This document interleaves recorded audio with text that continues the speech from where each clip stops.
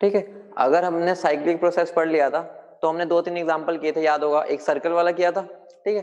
कौन कौन से किए थे? एक सर्कल वाला किया था, एक ट्रायंगल वाला भी किया था, एक एलिप्स वाला भी किया था। तो आज हमें इस क्वेश्चन को करना है, एक बार ट्राई करो इस क्वेश्चन को।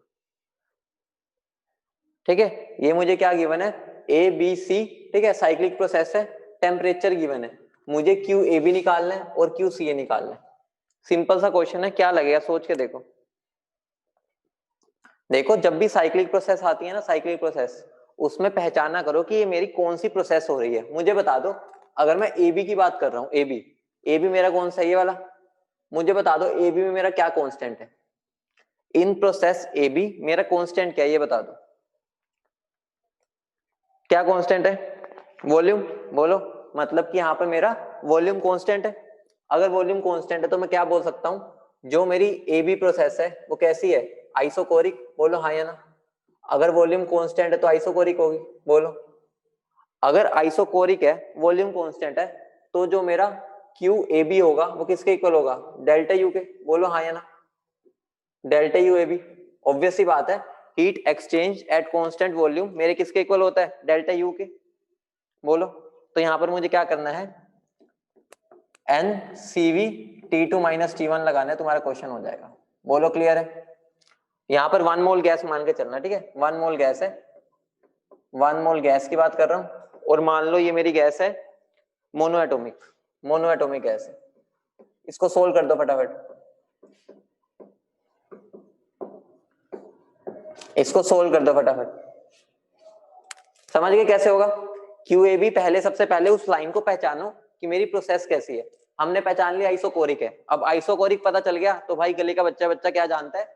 आइसोकोरिक प्रोसेस मतलब जब वॉल्यूम कांस्टेंट होता है तो हीट एक्सचेंज जो होता है वो डेल्टा यू के बराबर होता है। याद है ना? तो बस यहाँ वैल्यूज पुट कर दो। 1 सीवी की वैल्यू क्या होती है मोनोएटोमिक के लिए? सीवी की वैल्यू मोनोएटोमिक के लिए क्या होती है? फटाफट बता दो। सीवी की वैल्यू मोनोएटोमिक के लिए क्या होती है? बोलो, सीवी की वैल्यू मोनोएटोमिक के लिए क्या होती है? बोलो क्या होती है? 3r/2। बस 3r/2। ठीक है, T2 फाइनल टेम्परेचर क्या मेरा ए से बी जाने में? 600 माइनस T1 मेरा क्या है? 300। ठीक है, इसको सोल्व कर लो, क्या आ जाएगा मेरा आंसर? 3r/2 into 300। ठीक है, आर मान लो मैं कैलोरीज में पुट करता हूं तो इससे ये कट जाएगा, तो मेरा क्या आंसर आ जाएगा? 3900 कैलोरीज। समझ गए? बोलो, बोलो क्लियर है? क्लियर है? बोलो ठीक है।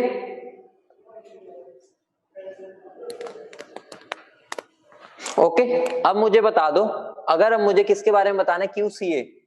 क्यूसीए के बारे में बताना है तो क्यूसीए कौन सी लाइन है मेरी? ये वाली। मुझे बताओ, इस लाइन को पहचान सकते हो? कैसी प्रोसेस है ये लाइन मेरी कौन सी प्रोसेस को रिप्रेजेंट कर रही है? बता दो एक बार, बोलो।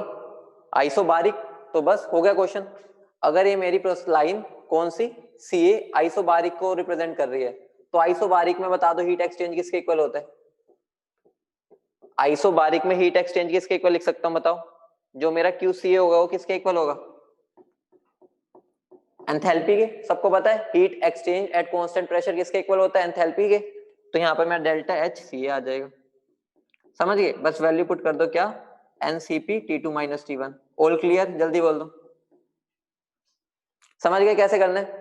एन की वैल्यू पुट कर दो 1, सीपी की वैल्यू क्या होती है? 5r/2 into T2 minus T1। CA में क्या है मेरा? T2 300।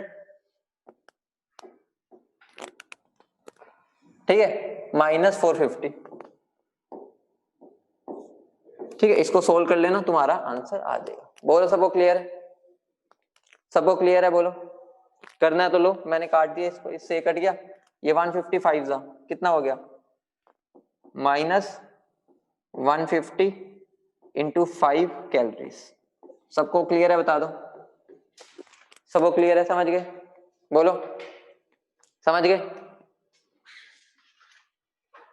ठीक है, हाँ या ना इतना तो बोलो फटाफट। अगला क्वेश्चन लिखो। ठीक है, अगला क्वेश्चन तुम करोगे, मैं हिंट दूंगा बस। नोट कर लिया सबने? सबने नोट कर लिया? जल्दी बोलो, सबने नोट कर लिया? ठीक है, आगे बढ़ते हैं। देखो अगला क्वेश्चन लिख रहा हूं मैं, साथ साथ बना लो।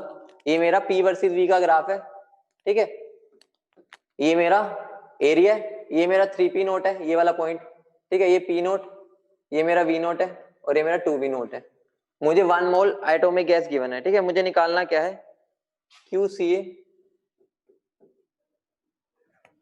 QBA और QCB। मुझे तीनों निकालने, निकाल सकते हो? बोलो हाँ या ना। निकाल लोगे? जल्दी बोलो।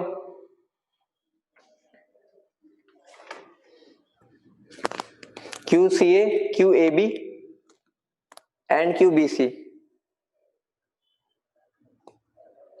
ठीक, उसको BCC भी कर लो, एक ही बात है। बोलो कर लोगे?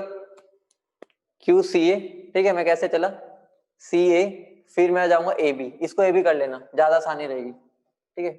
QAB, ठीक है, और उसके बाद उसको BC कर लेना, कोई फर्क नहीं पड़ेगा, फिर भी हम उसको सिमेट्रिकली कर लेते हैं। अब मुझे बता दो, जब मुझे QCA निकालना है तो मैं कौन सी लाइन देखूंगा? जल्दी बोलो। QCA निकालना है तो C में मेरा कौन सा आएगा? जल्दी बोलो। QCA मेरी कैसी प्रोसेस है? जल्दी बोलो फटाफट। CA में मेरा कौन कांस्टेंट है? प्रेशर। तो मतलब क्या हो गया, जो मेरी CA लाइन है वो कैसी है? आइसोबारिक। आइसोबारिक में तो अभी मैंने तुम्हें करवाया ही है, अब तुम खुद निकाल लेना। मेरा क्या हो जाएगा, QCA किसके इक्वल हो जाएगा? NCP delta T, T2 minus T1, ठीक है। डेल्टा T लिख देता है इसको। बोलो क्लियर है? Final minus initial. अब मुझे बता दो QAB कैसी लाइन है? QAB मेरी कैसी लाइन है? ठीक है, इसमें मेरा क्या लग जाएगा? NCV delta T। क्यों? क्योंकि जो मेरा AB है वो आइसोकोरिक प्रोसेस है। अब बात आती है इंटरेस्टिंग वाली, ध्यान से सुनना। अब मेरी बात आती है इंटरेस्टिंग वाली कि मुझे जब BC निकालना है, ठीक है, BC में कैसे निकालूंगा? ये मेरी कौन सी प्रोसेस है? जानते हो इस प्रोसेस को? BC में कौन कांस्टेंट दिख रहा है तुम्हें? कैसी इसकी मतलब कौन सी इक्वेशन लग रही है इस पर? कोई प्रोसेस हमने जो पढ़ी है उसका ग्राफ ऐसा होता है? बोलो बोलो फटाफट, होता नहीं होता? ये वैल्यू निकाल लेना, ठीक है। मुझे बता दो, क्या कोई प्रोसेस तुमने ऐसी पढ़ी है जिसका ग्राफ ऐसा बनता हो? आंसर है मुझे तो नहीं पता। ये आइसोथर्मल हो भी सकती है, नहीं भी हो सकती, मुझे कुछ आइडिया नहीं है। आइसोथर्मल वैसे होगी भी नहीं, उसका ग्राफ थोड़ा ऐसा होता है, ठीक है। और वो P inversely proportional to 1/V वाला ग्राफ बनता है, ठीक है, आइसोथर्मल में। तो अब मैं इसका कैसे निकालूंगा, कोई बता सकता है? मैं BC लाइन को कैसे निकालूंगा, कोई बता सकता है? बोलो। देखो सिंपल सी बात है, ध्यान से सुनना। ये मैं नहीं निकाल पा रहा, लेकिन मेरे पास एक तरीका है। वो तरीका क्या है, मुझे अच्छे से पता है। अगर मैं इस पूरे का वर्कडन निकाल लूं, इस पूरे का वर्कडन, तो पूरी साइकिल का मेरा क्या आ जाएगा, वर्कडन। तो मैं पूरी साइक्लिक प्रोसेस का वर्कडन निकाल सकता हूँ, पूरी साइकिल का नेट वर्कडन, ठीक है। कैसे निकलेगा? Half into base into height. सबको क्लियर है? बोलो। तो क्या हो जाएगा, हाफ इंटू बेस कितना है, V नोट, इंटू हाइट कितनी है, 2P नोट, ठीक है। तो आंसर क्या हो जाएगा, P नोट V नोट। बोलो क्लियर है इतनी बात? बोलो इतनी बात क्लियर है? पूरा नेट साइकिल का निकाल सकता हूँ, बोलो। और एक ऐसी प्रोसेस है, साइक्लिक है और क्लॉकवाइज है। क्लॉकवाइज में हम कैसा वर्कडन लेते हैं, नेगेटिव। तो यहाँ मेरा नेगेटिव आ जाएगा, बताया था मैंने पिछली क्लास में, ठीक है। अगर ये नेगेटिव आ जाएगा तो इसी का अगर मेरा minus P not V not आ रहा है, तो मेरा जो Q नेट होगा वो कितना होगा, Q नेट प्लस में P नोट V नोट। बोलो हाँ या ना? ऑब्वियस सी बात है, दोनों का साइन बस अपोजिट हो जाता है, सबको पता है। बोलो फटाफट। साइक्लिक प्रोसेस में डेल्टा U तो 0 होता है ना, तो अगर हम फ्लोट लगाए फर्स्ट लॉ ऑफ थर्मोडायनेमिक्स, तो वहां से मेरा Q नेट ही आ जाएगा। बस हो गया क्वेश्चन, कुछ भी नहीं करना। अब Q नेट को इक्वेट कर दो किसके, QAB, ठीक है, QCA plus QAB plus QBC। अब तुम्हारे पास दो वैल्यूज है, QAB तुम निकाल चुके हो, QCA निकाल चुके हो, ये निकाल सकते हो, तो ये निकाल सकते हो। बोलो निकाल लोगे? बस कुछ नहीं करना, जो यहां से वैल्यू आई है और जो हमारी यहां से वैल्यू आई है वो यहां पर पुट कर दो। इसकी वैल्यू तुम निकाल चुके हो ये रही, और इसकी वैल्यू निकाल जाओगे। बोलो क्लियर है? फटाफट बोलो, बोलो क्लियर है? ठीक है, आगे बढ़े। जिसने नोट करना कर लिया, सोल्व करके मुझे आंसर बताओगे सब, आंसर भेजना है सोल्व करके। ठीक है, मैंने तरीका बता दिया क्योंकि हम काफी क्वेश्चन इस पे कर चुके हैं पहले, तो ये अच्छा क्वेश्चन है तो तरीका बता दिया, इसको सोल्व जरूर करना। ठीक है, मैंने सारा कुछ बता दिया, बस वैल्यूज पुट करनी है। ठीक है, आगे बढ़े, चलो अगली हेडिंग डालो।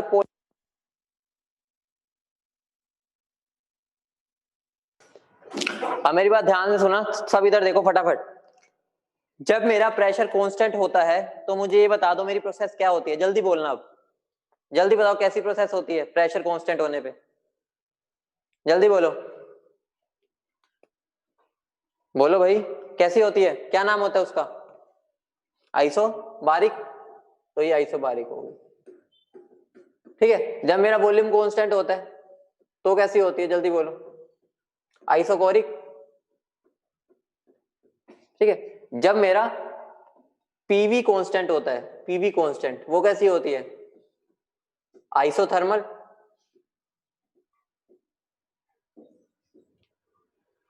और अगर मेरा PV to the power gamma constant होता है तो कैसी होती है? एडियाबैटिक। तो ये सारी प्रोसेस हम समझ चुके हैं, बोलो हाँ या ना?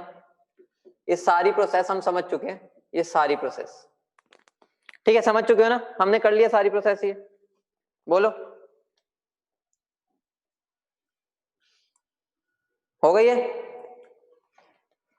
अब एक बात बताओ, इनके अलावा, इनके अलावा मेरा कोई भी रिलेशन हो, वो कैसी प्रोसेस हो जाती है? Polytropic process.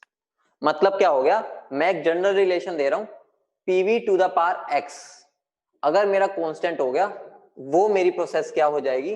पॉलीट्रोपिक। कैसी प्रोसेस हो जाती है? Polytropic process. तो ये मेरी कंडीशन हो गई पॉलीट्रोपिक प्रोसेस। ठीक है, पॉलीट्रोपिक प्रोसेस, समझ गए? ठीक है, अब ये जो मेरा एक्स होता है इसको हम बोलते हैं पॉलीट्रोपिक इंडेक्स। इसको हम क्या बोलते हैं? Polytropic index. ठीक है, अब तुम्हारे माइंड में आ रहा होगा कि सर हमें तो गामा भी एक वेरिएबल है, एक्स भी वेरिएबल है, हम इन दोनों में डिफरेंशिएट कैसे करेंगे?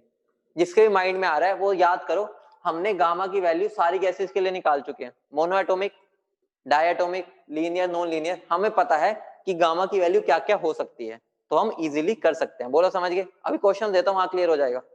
ठीक है, समझ गए? बोलो।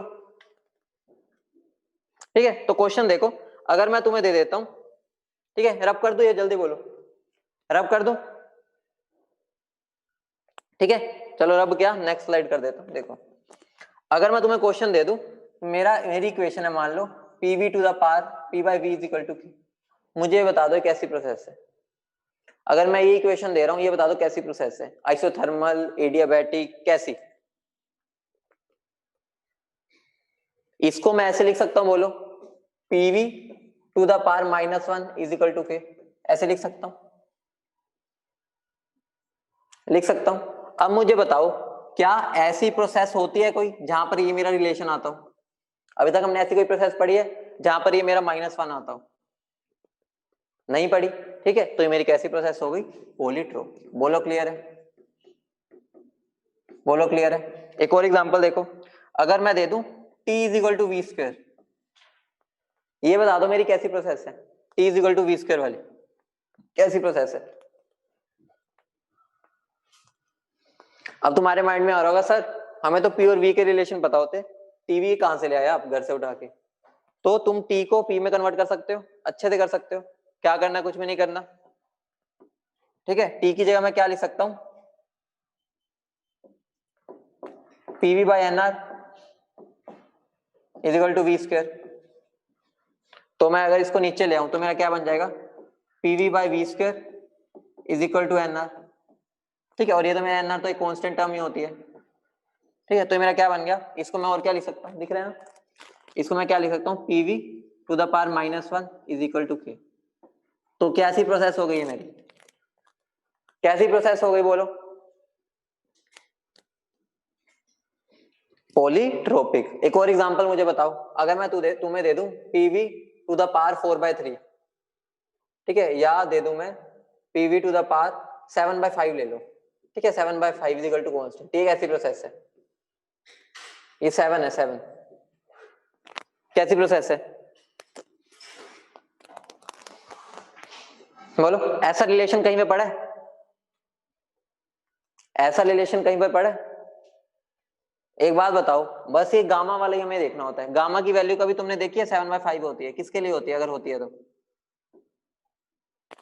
होती है, आंसर है बिल्कुल होती है, याद करो, ठीक है। तो ये मेरी कैसी प्रोसेस हो गई? एडियाबैटिक। बोलो क्लियर है? बोलो सब क्लियर है? बताओ, ठीक है, समझ गए? तो अब एक चीज है, ध्यान से सुनना,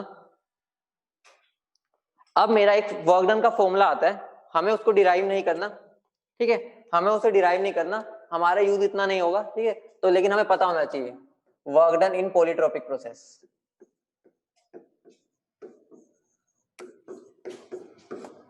मेरी बात एक ध्यान से सुनना, मुझे बता दो, जब मैंने एडियाबैटिक का वर्क डन निकाला था तो मेरा वर्क डन का फॉर्मूला क्या आया था? याद है किसी को?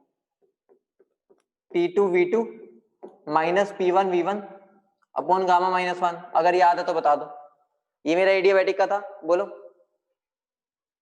था, ठीक है। बस कुछ भी नहीं करना, पॉलीट्रोपिक में क्या हो जाएगा? बस P2V2 minus P1V1 upon x-1, बस वहां पर अल्फा की ये गामा की जगह x आ जाएगा, तुम्हारा वर्क डन का फॉर्मूला। डायरेक्ट शॉर्टकट है, हमें कैसे इसका फॉर्मूला याद रखना है, एडियाबैटिक का गामा हटा के बस x लगा दो, ठीक है। डेरिवेशन में नहीं जाएंगे, जरूरत ही नहीं है, इस पर न्यूमेरिकल नहीं आते, लेकिन हमें फॉर्मूला पता होना चाहिए। बोलो क्लियर है? ठीक है, समझ गए? बोलो। अब हम आगे बढ़ते हैं, ध्यान से सुनना, बस हमारा ये फर्स्ट लो लगभग खत्म हो चुका है। अब मेरी बात ध्यान से सुनना, जब मैं कांस्टेंट प्रेशर पर रिएक्शन करता था, ठीक है, तो उसको मैं क्या बोल देता था? सीपी। कांस्टेंट वॉल्यूम पर करता था तो मैं बोल देता था सीवी। लेकिन पॉलीट्रोपिक में तो ना पी कांस्टेंट है, ठीक है, पॉलीट्रोपिक में ना ही मेरा पी कांस्टेंट है ना ही मेरा वी, ना पी कांस्टेंट है ना वी, दोनों ही कांस्टेंट नहीं है। तो इस केस में अगर मुझे मोलर एंथैल्पी निकालनी है, ठीक है, मतलब हीट कैपेसिटी, ठीक है, अगर हमें इस केस में सिस्टम की हीट कैपेसिटी निकालनी है तो कैसे निकालेंगे? क्योंकि सीपी और सीवी निकालना तो हमें आता है, कुछ भी नहीं करना होता, क्यूवी के इक्वल पुट कर दो, ठीक है, क्यूपी के इक्वल और क्यूवी के इक्वल। लेकिन इस केस में मुझे ना ये निकालना है ना ये निकालना है, मुझे निकालना क्या है? मुझे निकालना है सीएम। बोलो क्लियर है? मुझे क्या निकालना है?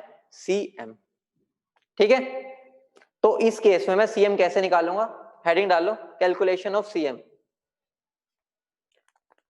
Calculation of CM, calculation of CM या मोलर हीट कैपेसिटी। हेडिंग डालो, कैलकुलेशन ऑफ सीएम।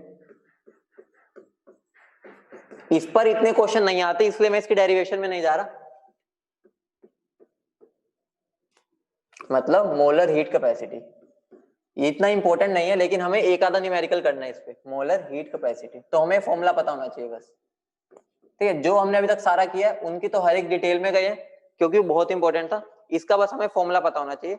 वो फॉर्मूला क्या है? कुछ भी नहीं है, सिंपल सा है, CM is equal to CV plus R upon 1 minus X. ये फॉर्मूला ध्यान रखना है, बहुत इजीली तुम्हारा क्वेश्चन हो जाएगा, ठीक है। कुछ भी नहीं करना, फॉर्मूला क्या है? CM is equal to CV plus R by 1 minus X. X क्या है यहाँ पर? Polytropic index. एक्स क्या है? Polytropic index. अब ये क्वेश्चन कराता हूं, क्लियर हो जाएगा,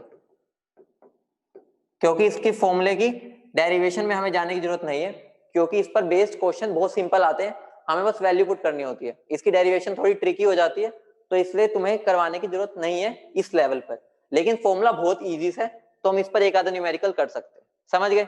बोलो हाँ या ना, क्लियर है? बोलो। अगर मैं तुम्हें क्वेश्चन देता हूं, क्वेश्चन क्या है मेरा? क्वेश्चन देखो, मेरा P directly proportional to V cube है, ठीक है, मुझे क्या निकालना है? Find CM। मुझे क्या निकालना है? Find CM for monoatomic for mono atomic gas, mono atomic gas. कुछ भी नहीं है, मुझे एक रिलेशन गिवन है और मुझे उन्होंने बोल दिया सीएम निकाल लो गैस के लिए, मोनो एटॉमिक गैस है, कैसे होगा? ये तो अंधेरा हो गया भाई, बोर्ड तो दिख रहा है ना? चलो चलो, तुम्हें तो मेरे को थोड़ी देखना, बोर्ड देखो बस, क्वेश्चन करो इसका। सिंपल सा क्वेश्चन है, पहले मुझे बता दो एक्स की वैल्यू क्या होगी इस रिलेशन में, एक्स की वैल्यू क्या होगी? तो मैं इसको कैसे लिख सकता हूं, P by V cube is equal to K, या मैं इसको क्या लिख सकता हूं, P v की power -3 is equal to K. तो x की वैल्यू मेरी क्या आ गई, -3। अब -3 को बस इस फॉर्मूले में पुट कर दो, आंसर आ जाएगा। ठीक है, तो मेरा CM क्या हो जाएगा, CV क्या होता है मोनो एटॉमिक के लिए, 3/2R, ठीक है, plus R upon 1 minus of -3। ठीक है, तो आंसर मेरा क्या आ जाएगा, 3R/2 प्लस R/4। इसको सोल्व कर लेना, आंसर आ जाएगा। देखो सिंपल सा क्वेश्चन आता है, हो जाएगा ऐसे क्वेश्चन। ठीक है, सिंपल सा था, बोलो।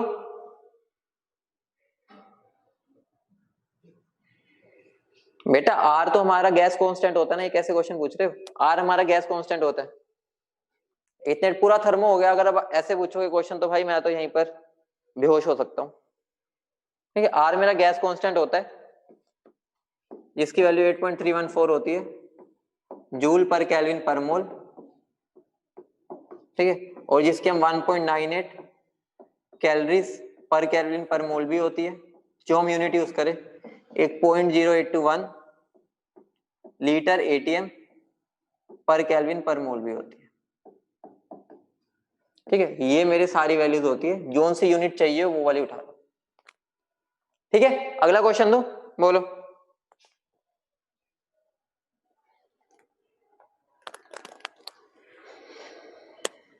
क्वेश्चन दो, बोलो फटाफट, क्वेश्चन लिखो अगला।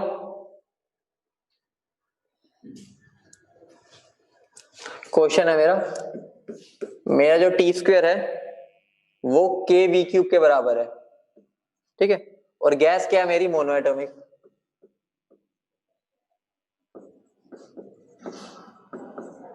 हमें क्या निकालना है, CM, मोलर हीट कैपेसिटी निकालनी है, निकाल दो। अगर x की वैल्यू पता चल गई फिर तो आसान है। ठीक है, सब आसान है, x की वैल्यू निकाल लो। अगर x की वैल्यू निकाल दो, क्या रही x की वैल्यू, यहीं पर बच्चे गलती कर रहे हो, थोड़ी सी ठीक कर लो।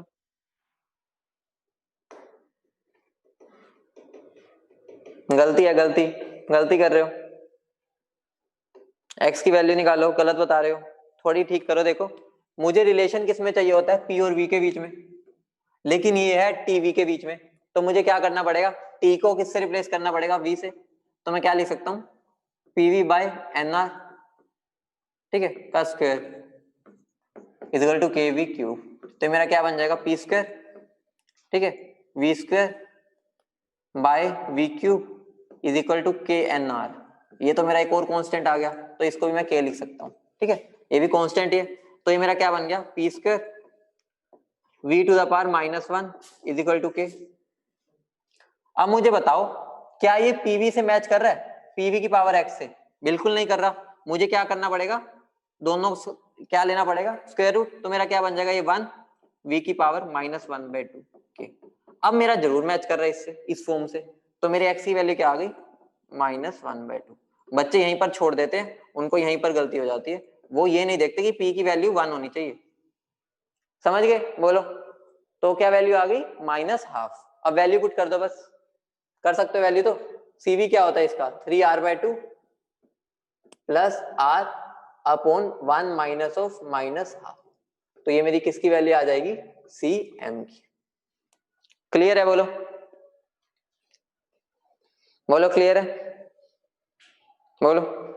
अगर मैं इसी क्वेश्चन में, अगर मैं तुमसे इसी क्वेश्चन में हीट भी पूछ लूं, कितनी हीट लगेगी, तो हीट के लिए तुम्हें क्या करना है, ठीक है, तो क्या करना है मुझे, NCM डेल्टा T। फॉर्मूला तो वही रहेगा। ठीक है, फॉर्मूला तो ये वाला पता है ना, NCM डेल्टा T। n की वैल्यू पुट करो, cm निकाल लिया और डेल्टा टी गिवन हो। समझ गए? बोलो क्लियर है? बोलो ठीक है। तो अगर वो इसमें हीट भी पूछ ले तो हम हीट बस ये फॉर्मूला लगा के निकाल सकते हैं, क्योंकि ये वैल्यू तुम्हें गिवन होगी, ये गिवन होगी और ये तुमने यहां से निकाल लिया। समझ गए? वैसे इस पर इतने बेसिक क्वेश्चन आते हैं, आते भी नहीं है, तो हमें इस पर ज्यादा डिटेल में जाना नहीं, सिंपल क्वेश्चन करने हैं। आगे बढ़े? बोलो बोलो आगे बढ़ा जाए, बोलो आगे बढ़े जल्दी। ठीक है, तो हमारा एक तरह से ये फर्स्ट लॉ तो खत्म हो गया, फर्स्ट लॉ हमारा खत्म, फर्स्ट लॉ हमारा खत्म। अब इंटरेस्टिंग खेल आने वाला है। अब सारा जो न्यूमेरिकल पार्ट था थोड़ी देर के लिए गायब। तो हेडिंग डालो limitations of second law, limitations of first law, sorry limitations of first law, मतलब FLOAT, first law of thermodynamics. अब बात आती है, फर्स्ट लॉ ऑफ थर्मोडायनेमिक्स ने हमारी पूरी जान निकाल दी खत्म होने में, लेकिन फिर भी उसमें लिमिटेशन आ गई। तो वो लिमिटेशन क्या थी, आइए वो जानते हैं। ठीक है, हमारे लिए तो भाई ये बहुत ही बड़ा लॉ था, लेकिन फिर भी इसमें लिमिटेशन थी, हमें तो लगा सब सही जा रहा है। मेरी एक बात ध्यान से सुनना, मेरी एक बात ध्यान से सुनो। मान लो मेरी एक बॉडी है, ठीक है, एक गर्म बॉडी है, गर्म बॉडी मान लो उसका टेम्परेचर है 300 केल्विन, ठीक है, और दूसरी बॉडी है मान लो 100 केल्विन पे, ठीक है। और अब मैं एक दूसरा सिस्टम लेता हूं, ये मेरा 500 केल्विन पे है और ये मेरा है 1000 केल्विन पे, ठीक है। मेरे दो सिस्टम है, ध्यान से सुनना। अब मुझे एक बात बताओ, अगर मैं तुम्हें बोलूं मेरी हीट यहां से यहां ट्रांसफर होगी, क्या तुम एग्री करोगे? क्या तुम एग्री करोगे नहीं करोगे, या मेरे अगेंस्ट आ जाओगे? हीट यहां से यहां ट्रांसफर होगी नहीं होगी? बोलो, ये 300 केल्विन है, ये 100 केल्विन है, जल्दी बोलो, होगी नहीं होगी? होगी, बिल्कुल होगी, क्योंकि हीट की टेंडेंसी क्या होती है, हाई बॉडी टेम्परेचर, मतलब हाई वाली जगह से लो पर जाना, तो हाई टेम्परेचर है लो टेम्परेचर है, तो ये तो होगा ही होगा, हमें सबको पता है। ठीक है, क्या ये वाली प्रोसेस होगी अपने आप? ठीक है, मैं धक्के मारने को नहीं कह रहा, अपने आप क्या यहां से एनर्जी फ्लो करके यहां जाएगी? बोलो, आंसर है बिल्कुल भी नहीं, क्योंकि सर हमें तो पता है, हमें तो बचपन से ये बात पता है कि हमेशा हीट हाई टेम्परेचर से लो टेम्परेचर वाली बॉडी पे जाती है। तो ये वाली प्रोसेस हो सकती है, लेकिन ये प्रोसेस नहीं हो सकती। क्यों पता है हमें? क्योंकि बचपन से सुनते आ रहे हैं, इसलिए पता है। तो होता क्या है, मेरा फर्स्ट लॉ ऑफ थर्मोडायनेमिक्स जो है वो मुझे क्या बोलता है, जो मेरा डेल्टा यू है वो Q प्लस डब्ल्यू के बराबर है, ये बात बोली उसने। ठीक है, ये वाली चीज क्या है, एनर्जी कंजर्वेशन ही तो है। ये इनडायरेक्टली मेरा क्या था, एनर्जी कंजर्वेशन ही है, और कुछ भी नहीं है। लेकिन अगर मैं एनर्जी कंजर्व करूं, अगर मैं एनर्जी कंजर्व करता हूं, तो वो एनर्जी कंजर्व इस प्रोसेस में भी होगी, इस प्रोसेस में भी होगी।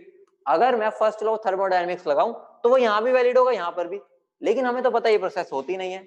इसका मतलब क्या हो गया, हमारा फर्स्ट लॉ ऑफ थर्मोडायनेमिक्स हमें ये बता नहीं पाया था कि कौन सी रिएक्शन होगी, कौन सी रिएक्शन नहीं होगी। मतलब वो स्पॉन्टेनिटी के बारे में कुछ भी बता ही नहीं पाया था। बोलो समझ गए? बोलो समझ गए? तो फर्स्ट लॉ ऑफ थर्मोडायनेमिक्स की हमारी ड्रॉबैक समझ गए? बोलो समझ गए? मतलब क्या, बस इतना समझ लो कि हमारा फर्स्ट लॉ ऑफ थर्मोडायनेमिक्स हमें ये ही नहीं बता पाया था कि ये रिएक्शन होगी या नहीं होगी। उसने बस हमारा क्या, एनर्जी कंजर्वेशन को चलाता गया, लेकिन उसने कभी ये नहीं बताया कि ये रिएक्शन होगी या नहीं होगी। बोलो क्लियर है? बोलो क्लियर है? ठीक है, आगे बढ़े। बोलो, अब ध्यान से समझना, मेरी जो प्रोसेसेस होती है ना, मेरी प्रोसेस ध्यान से समझना, जो मेरी प्रोसेस होती है, जो मेरी प्रोसेस होती है वो दो टाइप की होती है, एक स्पॉन्टेनियस और एक नॉन स्पॉन्टेनियस।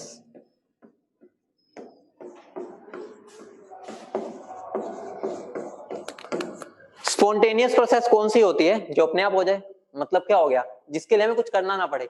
अगर मैं पानी को ऊपर से छोड़ूंगा या मैं इस पेन को ऊपर से नीचे छोड़ूंगा, वो अपने आप आएगा, मुझे उसको धक्का मार के नहीं लाना पड़ेगा कि नीचे या नीचे आ।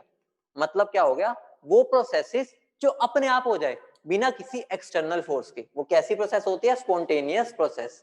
मतलब क्या हो गया, अगर मेरे को पता है पहाड़ों से पानी नीचे आता है, तो वो मेरी कैसी प्रोसेस है, स्पॉन्टेनियस। अगर मैं कहूं पानी को नीचे से ऊपर चढ़ाओ, अपने आप जाता है कभी? नहीं जाता। हम घर पे क्या ऑन करते हैं, मोटर। मोटर क्या है, उसको धक्का मारती रहती है पानी को कि ऊपर चढ़ और वो पानी को ऊपर लेके जाती है motor.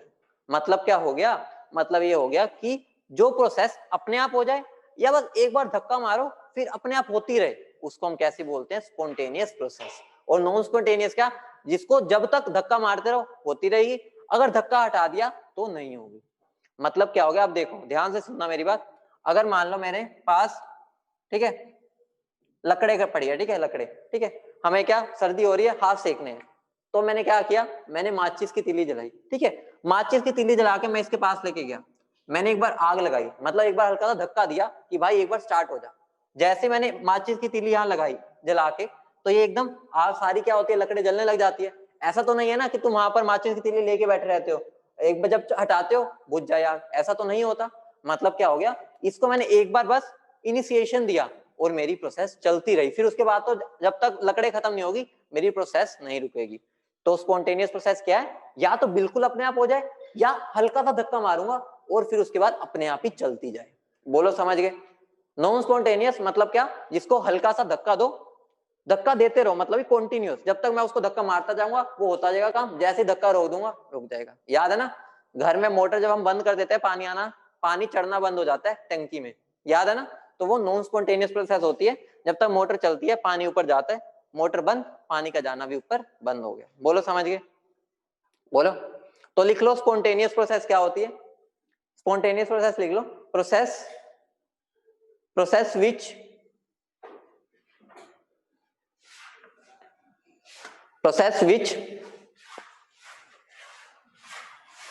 occurs the process which occurs on its own, the process which occurs on its own or by some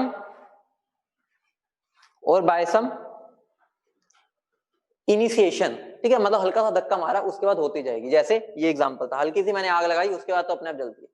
समझ गए, the process which occurs on its own और बाय सम इनिशिएशन।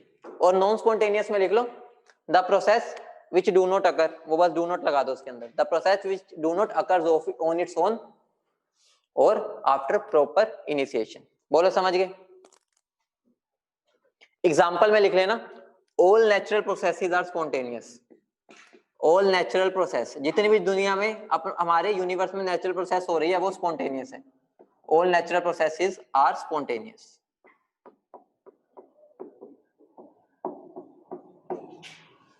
ठीक है, समझ गए। नॉन स्पॉन्टेनियस में तो कुछ भी लिख दो, पानी को नीचे से ऊपर चढ़ाना, कुछ भी लिख दो, ठीक है। अब ये ना मान लेना, अपने माइंड में मिसकंसेप्शन ना बना लेना कि नॉन स्पॉन्टेनियस प्रोसेस होती नहीं है। ये होती है, लेकिन जब तक मैं इसको धक्का मारता रहता हूं, जैसे तुम हो ना, अगर मैं तुम्हें कहूंगा पढ़ लो, जब तक मैं तुम्हें धक्का मारता रहूंगा पढ़ते रहो तुम पढ़ते रहोगे, लेकिन जब मैं अपना फोर्स हटा देता हूं तुम्हारी पढ़ाई भी छूट जाती है। तो तुम्हारी पढ़ाई क्या है, एक तरह से नॉन स्पॉन्टेनियस है। अगर तुम एक बार धक्का मारने के बाद पढ़ लो तो तुम स्पॉन्टेनियस हो जाओगे और बढ़िया कॉलेज में पहुंच जाओगे। समझ गए, आगे बढ़े, बोलो आगे बढ़े, ठीक है, तो लिख लेना।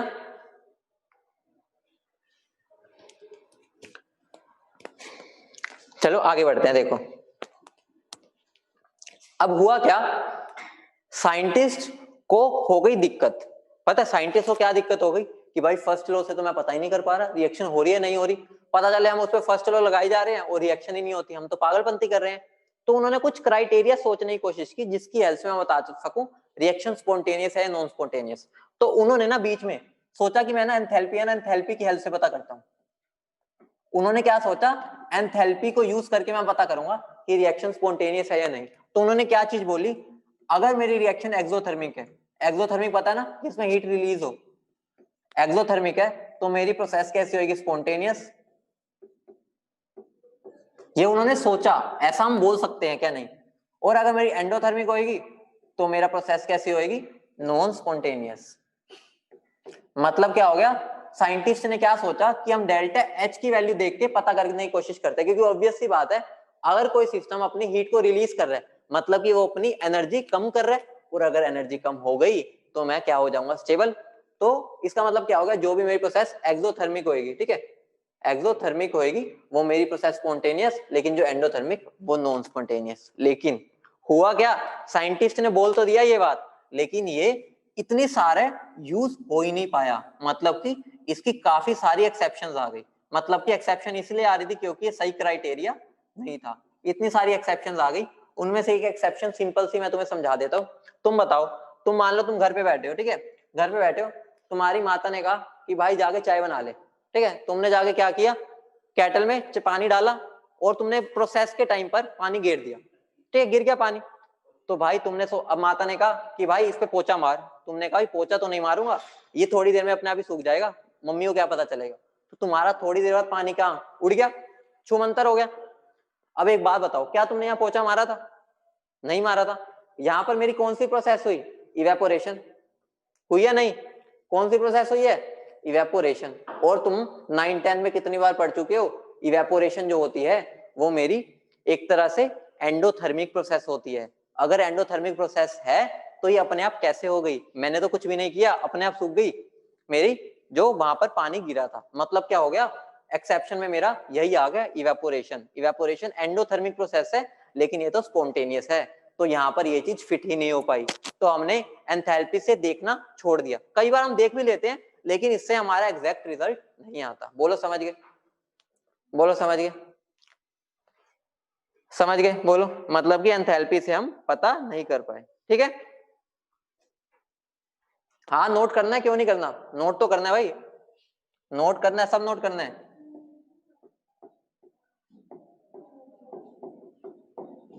Evaporation is endothermic process yet spontaneous. Endothermic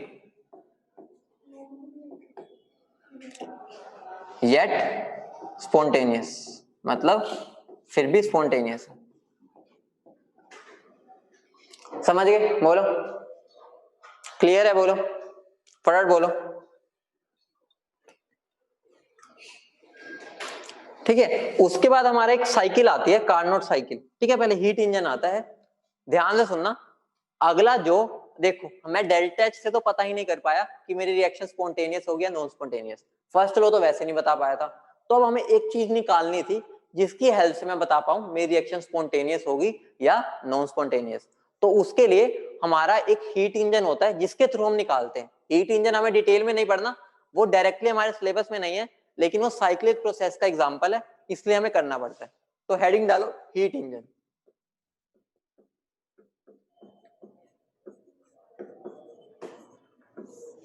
heading डालो हीट इंजन।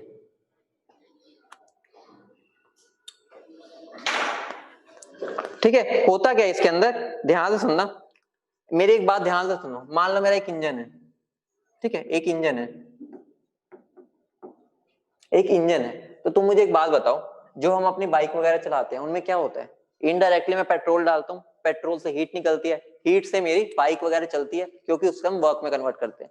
तो हुआ क्या, क्या हम बोलते हैं हमारी गाड़ी की एवरेज है 20, 10, 12, 15, यही बोलते हैं। हम क्या बोलते हैं मेरी गाड़ी की एवरेज इतनी है, उसका मतलब क्या होता है, वह जो सारी की सारी हीट निकली है उसको वर्क डन में कन्वर्ट नहीं कर पाया। मतलब क्या हो गया, मैंने चाहा तो यही था कि मैं सारा का सारा वर्क डन, सारी की सारी हीट को वर्क डन में कन्वर्ट कर दूं ताकि मेरी गाड़ी की एफिशिएंसी हो जाए 100%, मतलब कि बहुत बढ़िया पेट्रोल पे चले, 10-20 की एवरेज ना दे, 100% एवरेज दे, लेकिन ऐसा तो नहीं होता। अब ध्यान से सुनो, मुझे अगर Q को सारा का सारा W में कन्वर्ट करना था, नॉर्मली सोचो फर्स्ट लॉ ऑफ थर्मोडायनेमिक्स क्या होता है, डेल्टा U किसके इक्वल होता है, Q प्लस W के, बोलो हाँ या ना, यही होता है। अगर मुझे सारा के सारी हीट को इसमें कन्वर्ट करना है, तो अगर मैं डेल्टा यू को 0 कर दूं तो मेरा क्यू किसके इक्वल हो जाएगा, -W के। तो मतलब क्या हो गया, साइंटिस्ट ने सोचा कि मैं अगर इंटरनल एनर्जी 0 कर दूं तो मेरी जो हीट होगी वो सारी की सारी वर्क डन में कन्वर्ट हो जाएगी। बोलो हाँ या ना, ऑब्वियस सी बात है, हमें दिख ही रहा है। अगर मुझे डेल्टा यू को 0 करना है तो मैं उसको साइक्लिक प्रोसेस करके भी कर सकता हूँ, बोलो हाँ या ना। अगर मैं साइक्लिक प्रोसेस कर देता हूँ उसमें मेरा डेल्टा यू पूरी प्रोसेस में 0 रहता है, ठीक है। तो साइंटिस्ट ने ये दिमाग लगाया कि जब हीट इंजन उनका बना तो उन्होंने एक साइक्लिक प्रोसेस ली। तो हीट इंजन को पहले समझते हैं, उसमें होता क्या क्या, ध्यान से सुनना, होता क्या क्या है आइए देखते हैं। देखो सबसे पहले मेरा होता है सोर्स, ठीक है, यहां पर मेरा होता है इंजन, ठीक है, यहां पर मेरा होता है सिंक, ध्यान से समझना, ठीक है। ये मेरा इंजन है, ये मेरा सिंक है और ये मेरा सोर्स है। सोर्स एक हाई टेम्परेचर पर होता है, ऑब्वियस ही बात है, ये मेरा किस पे होगा, हाई टेम्परेचर होगा इसका, जिसको मेंशन कर देते हैं T2 से। T2 मतलब बस हमने मान रखा है कि जो हाई टेम्परेचर पर है वो मेरा क्या होगा, T2, ठीक है, हाई टेम्परेचर पर है। और जो सिंक होता है वो लो टेम्परेचर पे होता है, ठीक है, और हम इसको T1 टेम्परेचर बोलते हैं, ठीक है, मतलब हमने नोटेशन मान रखी है, कुछ गड़बड़ नहीं है, बस हमने मान रखा है, ठीक है। तो अब एक बात बताओ, जब सोर्स से यहाँ पर इंजन में कुछ हीट जाएगी Q2, ठीक है, इंजन में हीट जाएगी Q2, तो अब होगा क्या, जब इंजन में हीट जाएगी तो उसमें से क्या होगा, कुछ जो हीट होगी वो यहाँ वेस्ट हो जाती है, जिसको हम Q1 बोल देते हैं, और जो बाकी होता है वो वर्क डन में कन्वर्ट हो जाता है। समझ रहे हो, मतलब कि मैंने क्या दिया, मैंने 100 रुपए दिए, 100 रुपए दिए, उसमें से 50 रुपए का सामान आ गया और 50 रुपए बच गए, तो यहाँ पर क्या हुआ, मैंने Q2 हीट दी, उसमें से Q1 तो बाहर की बाहर वेस्टेज में निकल गई, और उसमें मेरा क्या हो गया, जो बाकी आया वो वर्क डन है, क्योंकि हमें पता है एफिशिएंसी 100% नहीं हो सकती। बोलो समझ गए, बोलो समझ गए, ठीक है।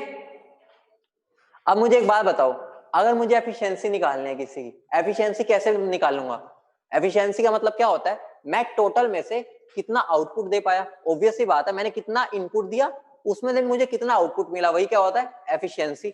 तो मेरा एफिशिएंसी का फॉर्मूला क्या बन गया, ठीक है, हमें बस थोड़ा बहुत समझना है, ज्यादा डिटेल में जाएंगे नहीं इसकी, इनपुट या आउटपुट बाय इनपुट, यही हुआ, आउटपुट बाय इनपुट। मुझे बता दो मेरा आउटपुट क्या रहा, आउटपुट तो मेरा वर्क डन ही है ना, वो तो वेस्टेज में गई हीट, तो मेरा आउटपुट क्या रहा, वर्क डन।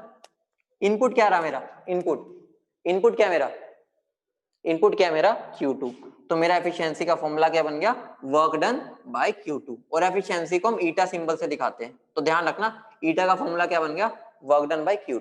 बोलो समझ गए, मतलब क्या हो गया, work done by heat supplied, इसको ऐसे भी लिख सकते हो, वर्क डन कितना मेरा वर्क डन हुआ डिवाइड बाय हीट सप्लाइड। बोलो समझ गए,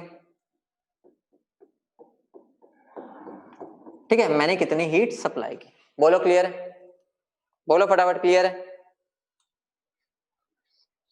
ठीक है।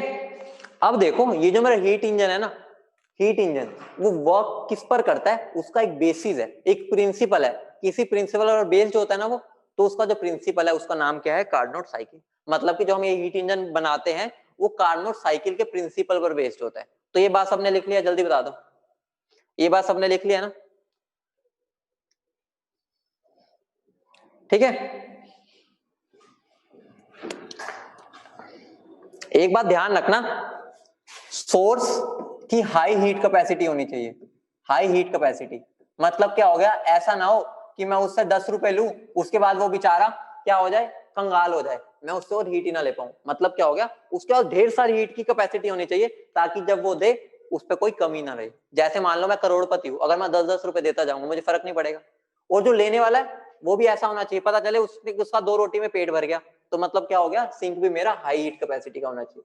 मतलब क्या हो गया, जो देने वाला है उसकी भी हाइट कैपेसिटी होनी चाहिए, जो देने वाला है उसकी भी हाइट कैपेसिटी, वही बात होगी ना, देने वाले के पास भी भरपेट होना चाहिए और लेने के पास भी भरपेट होना चाहिए। बोलो समझ गए, बोलो क्लियर है, नोट कर लो फटाफट। बेटा नोट्स भेजने हैं तुम्हें साथ साथ, मुझे तुम्हें नोट्स भेजने हैं क्लास के बाद, ठीक है। अब ध्यान से सुनना मेरी बात, मेरी बात ध्यान से सुनना। अब मैं जो पढ़ाने जा रहा हूँ कार्नोट साइकिल, हमें उसके पूरा एप्लीकेशन नहीं समझना, मतलब कैसे हो रही है, हमें बस ये समझना है कि उसमें क्या क्या हो रहा है, ठीक है।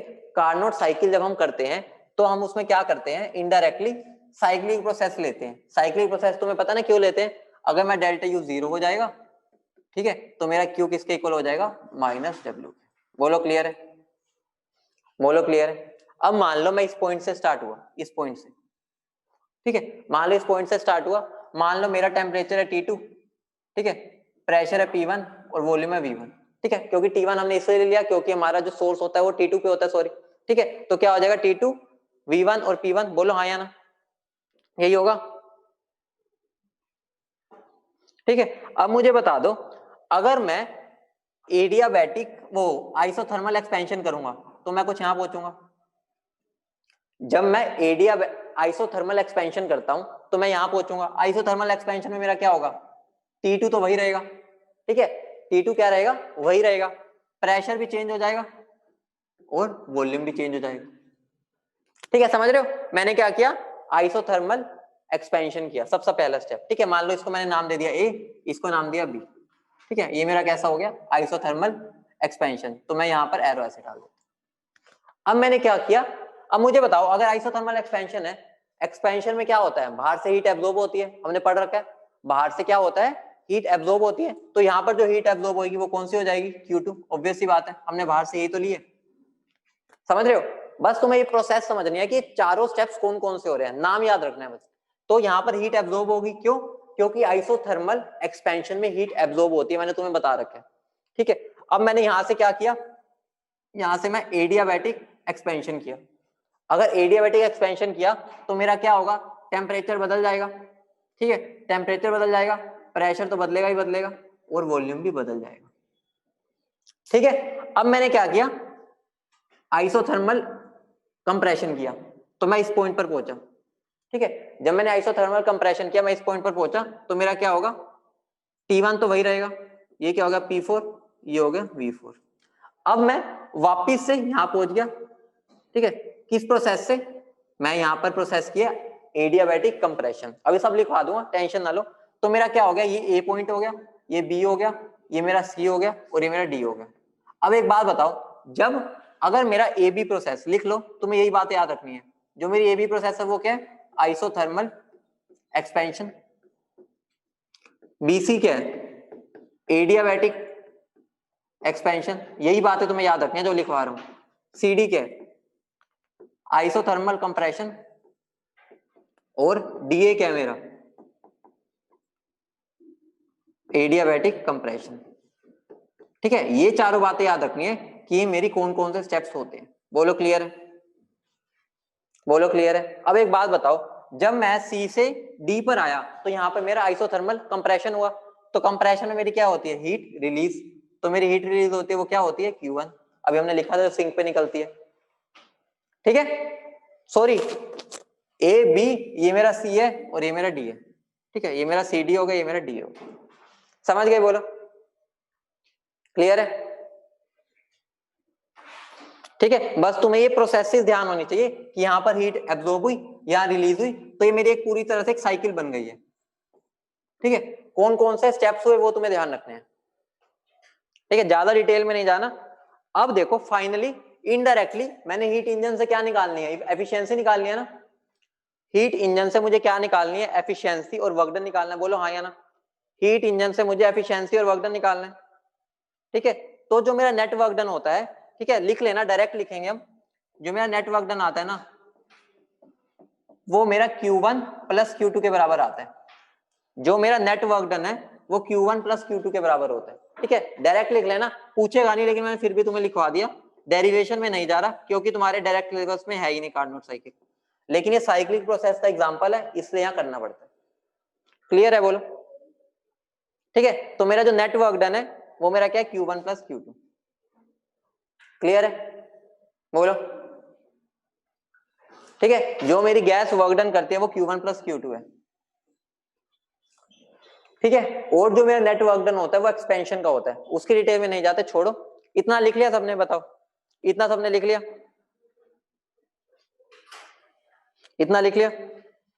ठीक है, अब एक बात ध्यान रखना, मैं तुम्हें जो बात बताने जा रहा हूं, मुझे जो एफिशिएंसी का फॉर्मूला होता है ना, एफिशिएंसी का फॉर्मूला वो मेरा होता है Q1 plus Q2 by Q2।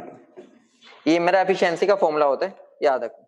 ठीक है, एफिशिएंसी का फॉर्मूला क्या है, Q1 plus Q2 by Q2। ये मेरा एप्लीकेबल सबके लिए है, एप्लीकेबल। हमने इसको सोल्व नहीं किया, वरना हम इसको डिराइव करते हैं, जरूरत नहीं है। Applicable for reversible and irreversible both, मतलब चाहे मेरी प्रोसेस रिवर्सिबल ही हो चाहे इरिवर्सिबल हो, दोनों में ये वैलिड होगा। ठीक है, ये कहां पर, दोनों में वैलिड होगा। ठीक है, अगर मैं इसको टेम्परेचर में कन्वर्ट कर दूं तो एक और मेरा फॉर्मूला आता है, एक और मेरा फॉर्मूला आता है, वो क्या होता है मेरा, T2 minus T1 upon T2। ये फॉर्मूला सिर्फ और सिर्फ रिवर्सिबल प्रोसेस पे लगता है। किस पर लगता है, रिवर्सिबल प्रोसेस पे। तो ये फॉर्मूला बस तुम्हें डायरेक्टली ध्यान रहना चाहिए। बोलो क्लियर, बोलो क्लियर है, हाँ या ना। क्लियर है बोलो, ठीक है आगे बढ़े या टाइम हो गया?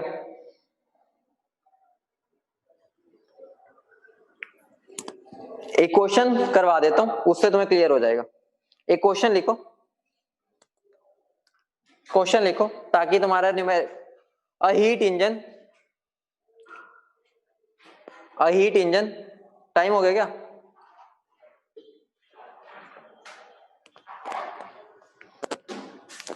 क्वेश्चन लिख लो फटाफट, समझा देता हूं, सिंपल है। A heat engine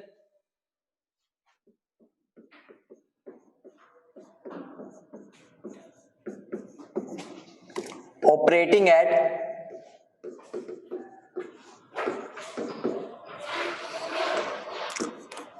227 degree Celsius, 227 degree Celsius absorbs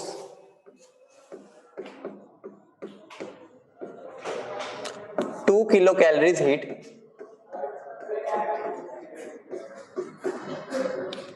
from source reversibly, from source reversibly